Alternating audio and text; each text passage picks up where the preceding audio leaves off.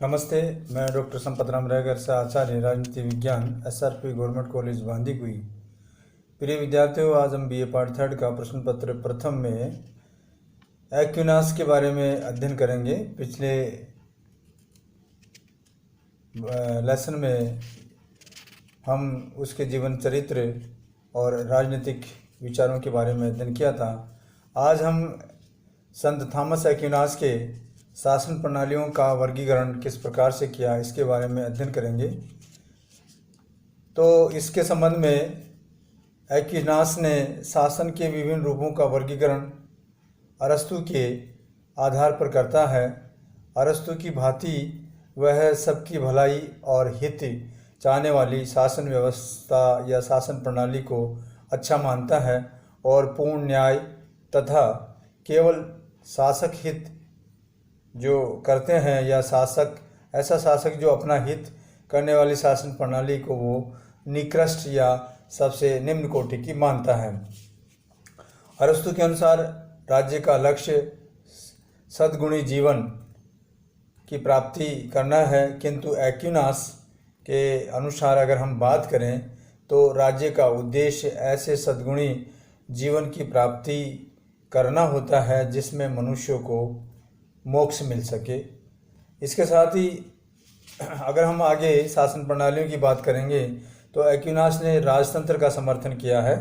राजतंत्र और लोकतंत्र प्रणालियों में अरस्तु का झुकाव ज़्यादा रहा है और इसके संबंध में हम यही कहेंगे कि अरस्तु लोकतंत्र को ज़्यादा मानता है, परंतु एक्विनास की जब हम बात करते हैं तो एक्विनास निम्न कारणों से या कुछ इस प्रकार के कारण उन्होंने बताए जिसके कारणों से राजतंत्र को वो श्रेष्ठ शासन प्रणाली के रूप में मानता है। वो कारण क्या, वो कौन कौन से कारण हैं जिसमें राजतंत्र को वो श्रेष्ठ मानता है? जिसमें पहला कारण है कि जिस प्रकार विश्व में एक ईश्वर का शासन है, इसके साथ ही शरीर के विभिन्न अंगों का हृदय का साम्राज्य है। और उसी प्रकार से अगर हम दूसरी बात करें तो मधुमक्खियों में रानी मक्खी का शासन होता है, जैसे कि राज्य की एक व्यक्ति का शासन होना उचित माना जाता है। यानी कुल मिलाकर के एक्विनास ये कहता है कि शासन एक व्यक्ति का होना चाहिए और एक व्यक्ति के शासन को हम राजतंत्र कहते हैं। दूसरा जो कारण बताया उन्होंने राजतंत्र के समर्थन में, तो दूसरा कारण यह है कि समाज की सबसे बड़ी भलाई इस बात में है कि उसमें एकता यानी यूनिटी और शांति बनी रहे, वह राजतंत्र में ही संभव है, ऐसा एक्विनास मानता है। अगर यूनिटी की और शांति की बात करेंगे तो इस प्रकार का शासन व्यवस्था राजतंत्र में पाई जाती है। मध्यकाल की अशांत और अराजक परिस्थितियों में शांति स्थापित करने की सामर्थ्य रखने वाले राजतंत्र को श्रेष्ठ माना जाना स्वाभाविक है कि केवल इसी शासन तंत्र में इस प्रकार की बातें संभव हो सकती हैं। तीसरी जो बात है वो ये है कि विभिन्न राज्यों के क्रियात्मक अनुभव और से ये सिद्ध होता है कि राजतंत्र की प्रणाली श्रेष्ठ है। क्यों श्रेष्ठ है? क्योंकि प्रजातंत्र में इस प्रकार की प्रणाली में जहाँ अनेक प्रकार के झगड़े, फूट, दलबंदियाँ दिखाई देती हैं, किंतु राजतंत्र में सर्वत्र शांति, समृद्धि दिखाई देती है। निर्वाचन राजतंत्र श्रेष्ठ होता है और राजा पर शपथ द्वारा बंधन लगाए जाते हैं।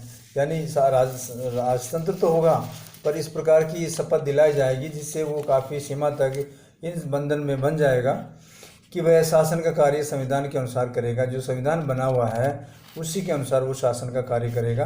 किंतु राजतंत्र का सबसे बड़ा दोष ये भी है कि वो तानाशाह और अत्याचारी शासन में परिणत हो जाता है। तो ये एक बड़ा दोष उन्होंने बताया है। एक्विनास इस दोष से सहमत नहीं है। वो ये मानता है कि उनका ये विश्वास है कि ये बुराई राजतंत्र की अपेक्षा प्रजातंत्र में अधिक पाई जाती है।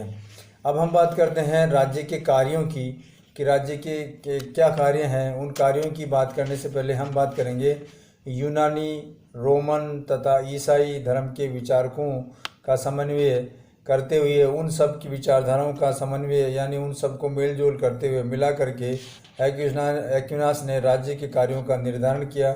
ये कार्य इस प्रकार से उन्होंने बताया। पहला कार्य क्या है? अरस्तु का एक अनुसरण करते हुए एक्विनास ने अरस्तु का अनुसरण करते हुए उसने राज्य का प्रधान कार्य प्रजाजनों के लिए उत्तम जीवन बिताने की परिस्थितियों को उत्पन्न करना है। यानी राज्य के अंदर रह रहे व्यक्तियों का जीवन उत्तम होना चाहिए तथा राज्य में एकता और शांति बनाए रखा जाना चाहिए। ये राज्य के कार्य हैं। इसके साथ ही इसके लिए वो बाह्य शत्रुओं और आक्रांताओं से राज्य की रक्षा होनी चाहिए। ये भी वो मानता है कि राज्य में रह रहे व्यक्तियों को किसी प्रकार से कोई बाह्य आक्रमण नहीं होना चाहिए। कानूनों के पालन करने के लिए पुरस्कारों की ओर दंड की व्यवस्था जनता को नियंत्रण रखती है। उनका ये मानना है कि कानूनों के पालन के लिए राज्य में रह रहे व्यक्तियों को पुरस्कृत करो और पुरस्कार देने के साथ साथ में दंड की व्यवस्था भी करो, जिससे जनता पर नियंत्रण आसानी से रखा जाता है। ये भी दूसरा कार्य सड़कों को सुरक्षित और चाहे चोर डाकुओं के उपद्रवों से मुक्त रखना चाहिए। एक्विनास का मानना है या उनका विचार है कि रोम साम्राज्य से ये बातें ग्रहण की गई हैं।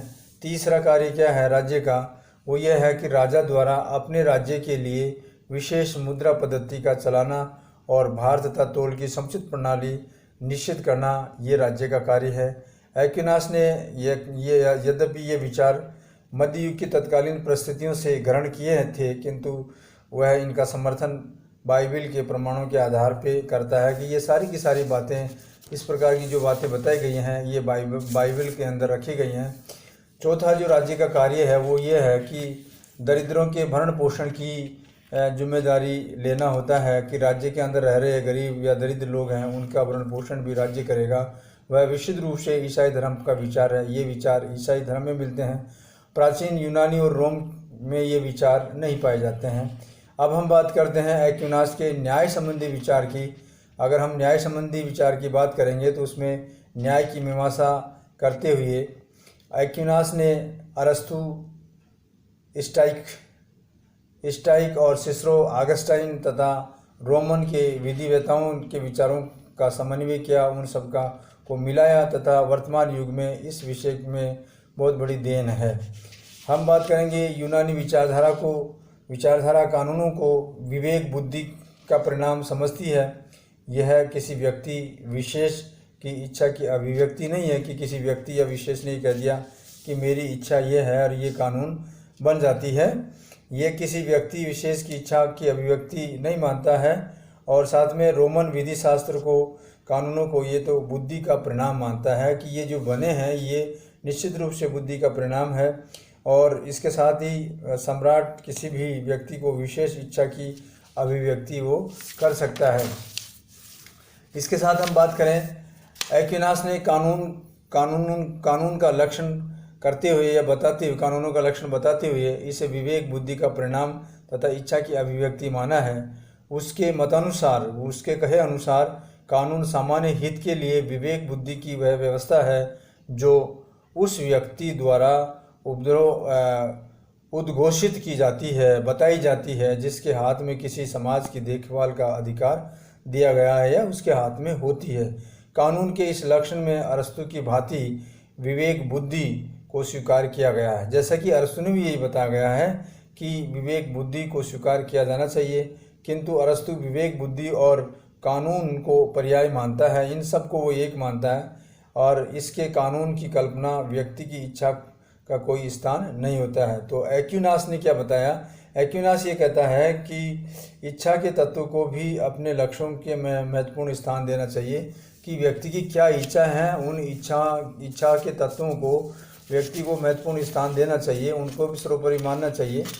अब बात करते हैं हम, किंतु वो इच्छा कई बार स्वेच्छाचारी अगर इच्छा भी होती है तो फिर वो एक्विनास ये भी कहता है कि कई दफ़ा ऐसा भी हो जाता है कि स्वेच्छाचारी और अत्याचारी भी हो सकती है। अतः इस पर नियंत्रण रखने के लिए वह ये आवश्यक समझता है कि इस इच्छा का उद्देश्य सब लोगों के हित और कल्याण से सिद्ध होना चाहिए। अब हम बात करते हैं कानून के भेद, कानून कितने प्रकार के होते हैं उनके बारे में। एक्विनास ये कहता है कि कानून को 4 वर्गों में विभाजित किया जा सकता है, जिसमें पहला शाश्वत कानून, दूसरा प्राकृतिक कानून, तीसरा मानवीय कानून और चौथा देवीय कानून।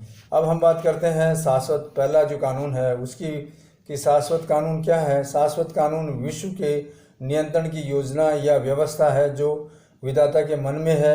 यह सारा जगत सृष्टि का निर्माण करने वाले भगवान की बुद्धि द्वारा परिलक्षित या परिकल्पित योजना के अनुसार संचालित होता रहा है। मानवीय बुद्धि उसका पूरा ज्ञान प्राप्त करने में असमर्थ है। अगर मनुष्य के कहें तो वो सारा का सारा ज्ञान इतना प्राप्त नहीं कर सकती है, उसकी बुद्धि इतनी नहीं है। तो ये कानून का रूप है। दूसरा है प्राकृतिक कानून।